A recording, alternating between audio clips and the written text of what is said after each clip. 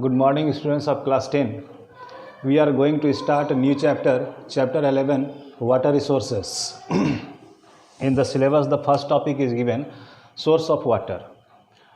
Under this topic, we will study the distribution of sources of water as the resources. Out of 100% of total available of water, 97% is available as the oceanic water. 3% is left. In this 3% of remaining water, 2.3% is logged as polar ice and 0.7% is available as the fresh water. Out of this 0.7% fresh water, 0.66% is groundwater and 0.03% water is available in rivers, lakes and ponds. So this is the distribution of water on the earth's surface. So from above we see that water is available in two forms, surface water and groundwater. Surface water. The water that comes through precipitation or seepage from the underground water. Seepage from underground water means the water that comes from inside the earth. The water that comes through rain or the water that comes through seepage from underground water. And this water forms the streams of water and rivers on the surface, and ultimately these streams and rivers submerge to the seas and oceans. Second is groundwater. Water from rain and snow. This water that comes from rain and snow, some of this water evaporates and the rest sinks into the soil. The water which gets collected under the surface of the land is groundwater. This groundwater remains in the soil, subsoil or bedrock. So what is important in these two, surface water and groundwater? The source of surface water, that is the precipitation or seepage from the underground water. Through precipitation, water comes on the surface, and through seepage of water from the underground interior of the earth, the seepage of water from interior of the earth, that also comes on the surface of water. So these two sources, the water that comes from precipitation and the water that comes from seepage of interior of the earth, forms the streams of water and rivers, and ultimately these two streams of water and rivers submerge to the seas and oceans. Second is groundwater. In this water comes from rain and snow. Some of this water evaporates and the rest sinks into the soil. And the water that is collected, this water that is collected under the surface of the land is groundwater. As the rest, as it is written here, the rest sinks into the soil. So this water is collected inside the earth, that forms the underground water, and this underground water remains in the soil, subsoil or bedrock. Our next topic is water resources of India. 4% of the world's water resources are found in India. 4% of world's water resources is present in India, and this water is present in India in these three forms: surface water, groundwater and oceanic water. Surface water and groundwater, these two are utilized for several purposes, we say for all purposes, but the oceanic water has the limited use. So the use of oceanic water is limited due to its nature. It is brackish in nature, means salty. Brackish means salty in nature. Therefore, oceanic water is used for fishing, for irrigation of some crops like paddy, wheat, coconut and etc. As you have seen, only 0.7% is available as fresh water, and out of this 0.7% of fresh water, 0.66% is groundwater and 0.03% is available as fresh water in rivers, lakes and streams. Due to increase in population, industrialization, urbanization, the demand of water is increasing day by day, and we feel the scarcity of fresh water due to following reasons. Overexploitation of underground water, that is exploited mainly for irrigation purpose. Overexploitation of underground water reduces the water table. Water table means the layer of water that is present inside the earth. Overexploitation of underground water lowers the water table, means lowers the layer of underground water. Next is loss of vegetations. Due to loss of vegetations, there is a reduction in rainfall, and due to that reason, there is situation of drought, and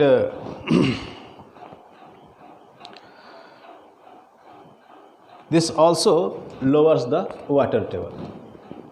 Third, use in irrigation. Approx 90% of total fresh water is used for irrigation purpose. Fourth, as the population is increasing, so the demand of water is also increasing. And fifth is due to pollution. Due to pollution, the fresh water is also not in use for living beings. So these are the reasons. Due to those, we need to conserve water. I repeat, over exploitation of groundwater lowers the water table that is present inside the ground. Loss of vegetations reduces the amount of precipitation or amount of rainfall, that also lowers the layer of groundwater. Use in irrigation, approximately 90% of fresh water is used for irrigation purpose. Increase in population, due to this reason there is increase in demand of water. And last, the fresh water that is available due to pollution, that fresh water is not in use for living beings. So due to these 5 causes, we need to conserve water. We have seen the availability of fresh water, that is 3% out of total, and we have seen the needs of conservation of water due to some reasons in the above discussions. So we need to conserve water, and in this topic we will study the conservation practices, means the conservation methods. Conservation methods, the first is rainwater harvesting. Rainwater harvesting means rainwater should be collected and it should be stored, because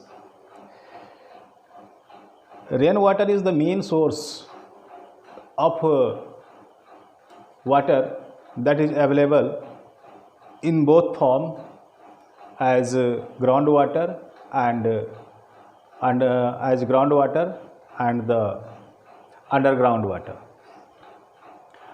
So rainwater should be harvested. For that, few practices are given. Harvesting of surface and groundwater. means the surface water and groundwater both should be harvested. Surface water, the rainwater that runs uselessly here and there and ultimately that is destroyed, that rainwater should be harvested, as well as groundwater should also be harvested. Prevention of loss of water through evaporation and seepage. You know, the water that is not in use and that remains under the sun, so maximum part of that water is evaporated by the heat of the sun and the rest percolate below.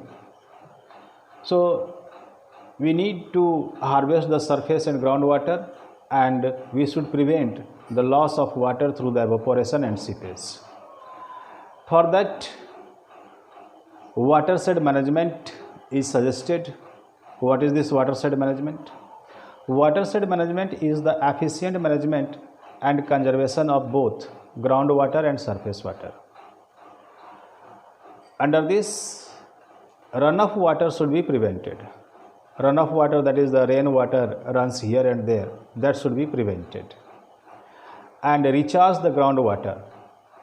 The water table that is present inside the ground, that should also be recharged by several methods. Those methods are percolation pits, recharge wells, bore wells, dug wells, and etc.